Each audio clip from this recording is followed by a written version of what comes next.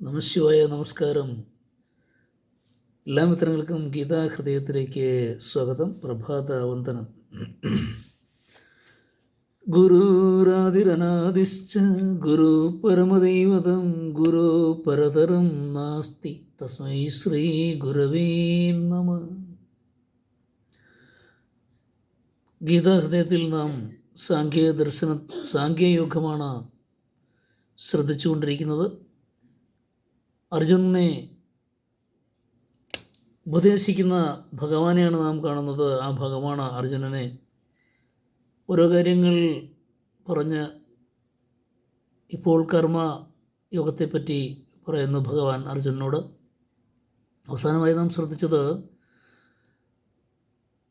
മറ്റുള്ളവരുടെ വാക്കുകൾ, പുഷ്പസമാനമായ വാക്കുകൾ, കാര്യമില്ലാത്ത വാക്കുകൾ കേട്ട് നീ സ്വധർമ്മം മറക്കരുത്, എൻ്റെ ഏകാഗ്രചിത്തം നഷ്ടപ്പെടും. അതുകൊണ്ട് അർജുന, നീ നിൻ്റെ കുലധർമ്മം മറക്കാതെ സ്വധർമ്മം ചെയ്യുക എന്ന് പറഞ്ഞു നിർത്തുന്ന ഭാഗമാണ്. സ്വധർമ്മം ഒരിക്കലും മാറ്റിവെക്കരുത്. നിൻ്റെ ധർമ്മം എന്താണോ? നീ ക്ഷത്രിയനാണ്, നിൻ്റെ ധർമ്മം നീ ചെയ്യുക എന്ന് അർജുനനെ ഉപദേശിച്ച് നിർത്തുന്ന ഭാഗത്താണ് നാം നിർത്തിയത്. അടുത്ത ശ്ലോകം നമുക്ക് നോക്കാം. ശ്ലോകം 45. ത്രൈഗുണ്യ വിഷയ വേദ നിസ്ത്രൈഗുണ്യോ ഭവാർജുന നിർദ്വന്ദ്വോ നിത്യസത്വസ്ഥോ നിർയോഗക്ഷേമ ആത്മവാൻ. ഈ ശ്ലോകത്തിൻ്റെ മനോഹരമായ അർത്ഥതലങ്ങൾ വളരെ മനോഹരമാണ്. ഭഗവാൻ പറയുന്നു, ഹേ അർജുന, വേദം 3 ഗുണവിഷയങ്ങളോട് കൂടിയതാണ്. ഏതൊക്കെയാണ് 3 ഗുണവിഷയങ്ങൾ?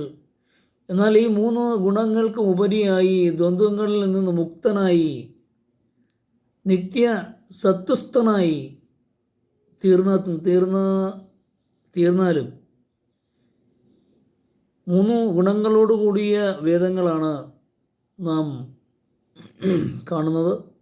എന്നാൽ ആ 3 ഗുണങ്ങളിൽ നിന്നും മുക്തനായി നിത്യസത്വസ്ഥനായി തീർന്നാലും സ്വന്തം യോഗക്ഷേമം എന്ന ചിന്ത വച്ച്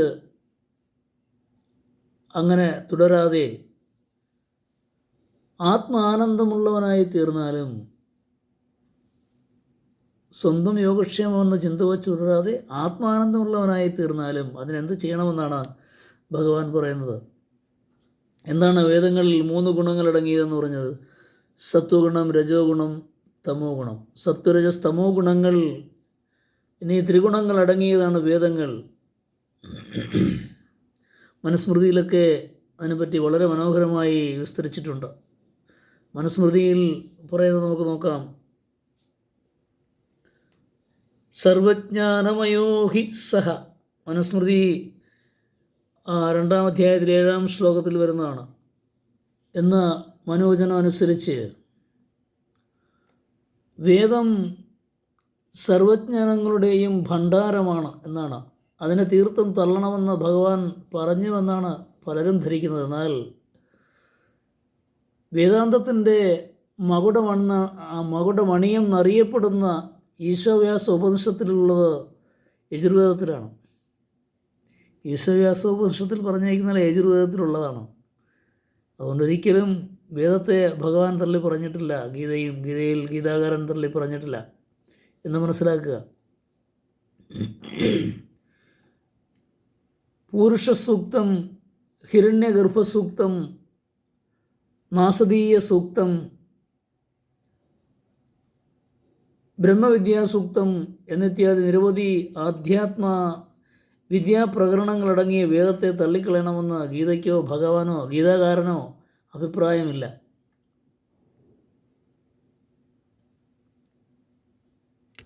മൂന്ന് ഗുണങ്ങൾ ഒന്നായി ചേരുമ്പോൾ ദ്വന്ദ്വഭാവം ഉണ്ടാകുമെന്ന സാംഖ്യ ചിന്തയാണ് ഇവിടെ വിശ്ലേഷണം ചെയ്യുന്നത്. കപിലാചാര്യൻ്റെ ചിന്തയാണ് ഇവിടെ വിശ്ലേഷണം ചെയ്യുന്നത്.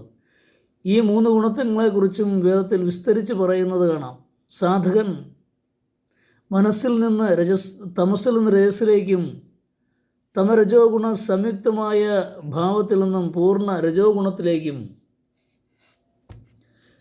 രജസ്സാർന്ന സത്വഗുണത്തിലേക്കും അതിൽ നിന്ന് നിത്യ സത്വ ഗുണത്തിലേക്കും വളരണമെന്നാണ് ഈ ഗീതാശ്ലോകത്തിൻ്റെ അർത്ഥം, അതിൻ്റെ താല്പര്യം.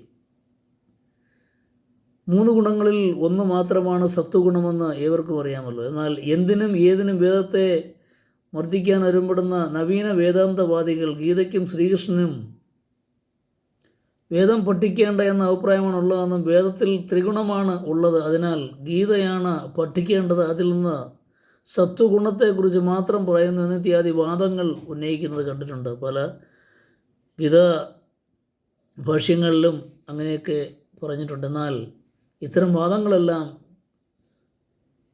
നിലനിൽക്കുന്നതല്ല എന്ന് മാത്രമാണ് നാം മനസ്സിലാക്കേണ്ടത്. വേദം മഹത്താണ്, വേദങ്ങൾ പഠിക്കുന്നത് മഹത്തരമാണ്. നേരത്തെ പറഞ്ഞല്ലോ, യജുർവേദത്തിൽ പറഞ്ഞിരിക്കുന്നത് മനസ്സിലായി കാണും എന്ന് വിശ്വസിക്കുന്നു. ഭഗവാൻ അർജുനനെ ഇത് മനസ്സിലാക്കേണ്ട ആവശ്യകതയെക്കുറിച്ച് പറഞ്ഞ് കൊടുക്കുകയാണ്. യോഗക്ഷേമമെന്ന ചിന്ത വെച്ചിരിക്കാതെ ആത്മാനന്ദമുള്ളവനായി തീർന്നാലും എന്നാണ് ഭഗവാൻ അർജുനനോട് പറഞ്ഞത്. അടുത്ത ശ്ലോകവുമായി നമുക്ക് അടുത്ത ദിവസം ശ്രദ്ധിക്കാം. ഭഗവാൻ നമുക്ക് ഇടവരുത്തട്ടെ എന്ന് പ്രാർത്ഥിക്കുന്നു. ഏവർക്കും ശുഭസുദിനം.